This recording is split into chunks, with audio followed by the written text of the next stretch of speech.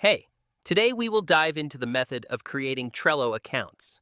Basically, creating a Trello account is a piece of cake. What to do? Simply open your browser, which you are using in your computer, and in the search bar search for Trello. Once you will search for it, you will see different websites. But from these, you have to tap on the first link. This one is the official website of Trello.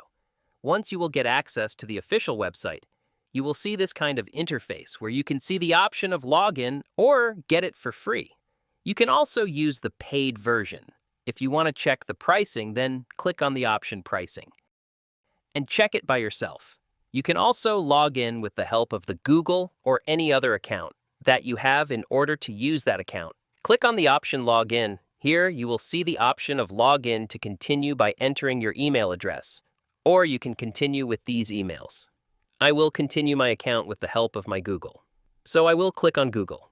Here you can also see the option of continue. I will click on it because my account was already created, so I don't need to do anything else. Maybe Trello will ask some kind of question like where you heard from or why you want to use Trello. So do that by yourself. And once you do, you will see the same page like this.